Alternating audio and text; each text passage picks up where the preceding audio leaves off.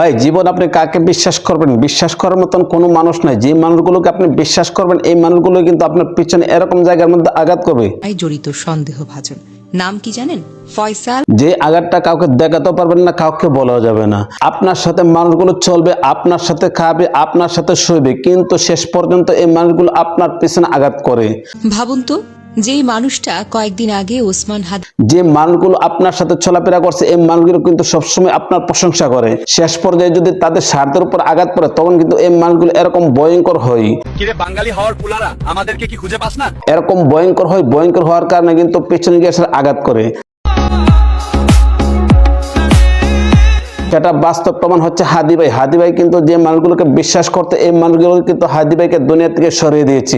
শুধু আমাদেরকে যদি কেউ গুলি করে মেরে ফেলে তাকে যেন ধরে বিচার করে। হাদি ভাই এরকম কি দোষ ছিল যে হাদি ভাই দেশের জন্য কথা বলতেন, জনগণের কল্যাণের জন্য কথা বলতেন? যে হাদি ভাই সবসময় একটা জিনিস চিন্তা করতেন, মানুষের জন্য সুন্দরভাবে স্বাধীনভাবে চলতে পারে। হাদিকে মির্জা আব্বাস গুলি করিয়েছে, কারণ বিএনপি চায় না এমন কোন শক্তি বিএনপির সামনে আসুক। হাদি ভাই ছিলেন একজন কোরআনে হাফেজ, হাদি ভাই ছিল 5 ওয়াক্ত নামাজি। আর এই মানুষটাকে বিশ্বাসঘাতকরা কি করেছে, দুনিয়া থেকে শেষ করে দিয়েছে।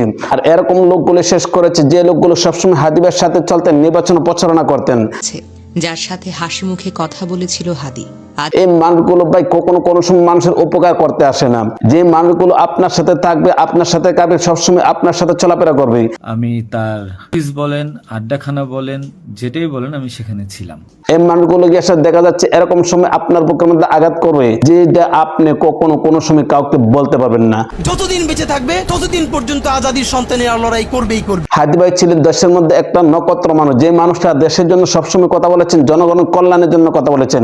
দেশটাকে নতুন করে স্বাধীন করার পরে হাদি ভাই কিন্তু অত্যন্ত সুন্দর সুন্দর আলোচনা করতেন মানুষের সম্মুখে। নিশ্চুপ শহরের বুকে আমি আগুনের মতো একটি প্রশ্ন রাখি, কেন এত শিকল, কেন এত? যে মানুষটা এত সুন্দর সুন্দর আলোচনা করে মানুষের প্রশংসার মধ্যে আসছে, ওই মুহূর্তে গিয়ে কি করছে, হাদি ভাইকে দুনিয়া থেকে শেষ করে দিয়েছে নরক বিশ্বাসের দলেরা। তারা চেয়েছিলেন হাদি ভাইকে যদি শেষ করে দেওয়া হয় তাহলে হয়তো বা দেশ একদম ঠান্ডা হয়ে যাবে। আসলে ভাই একটা জিনিস চিন্তা করে দেখেন, হাদি ভাইকে তারা দুনিয়া থেকে শেষ করে দিয়েছে, কিন্তু এখন ঘরে ঘরে হাদি ভাই জন্ম নিয়েছে। প্রত্যেকটা ক্ষেত্রে, প্রত্যেকটা জায়গার মধ্যে শাহবাগ চত্বরে গিয়ে আসলে মানুষ এরকম ভাবে জমাট হয়ে গিয়েছে।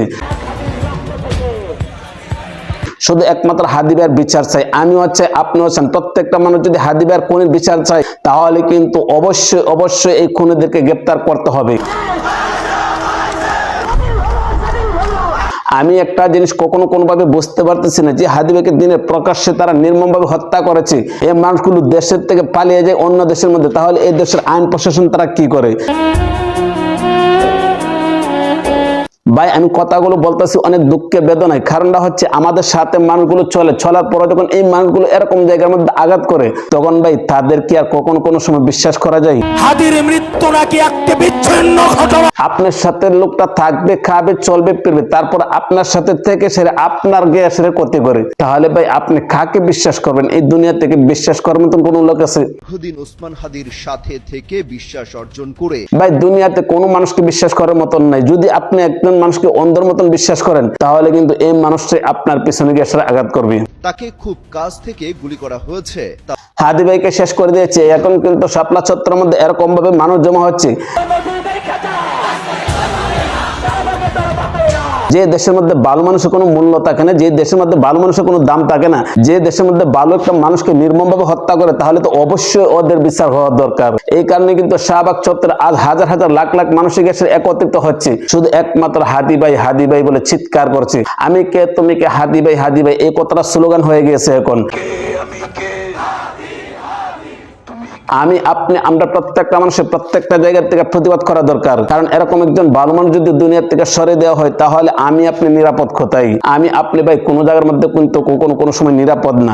আমি আপনি যদি প্রত্যেকটা মানুষের নিরাপদ ভাবে থাকতে চাই তাহলে আমাদের প্রত্যেকটা মানুষের প্রত্যেকটা জায়গা থেকে আওয়াজ তুলতে হবে। আমি আপনি আমরা প্রত্যেকটা মানুষের যদি আওয়াজ তুলি তাহলে দেশের মধ্যে কোনো সময় কোনো ধরনের নরক পেশা আসতে পারবে না।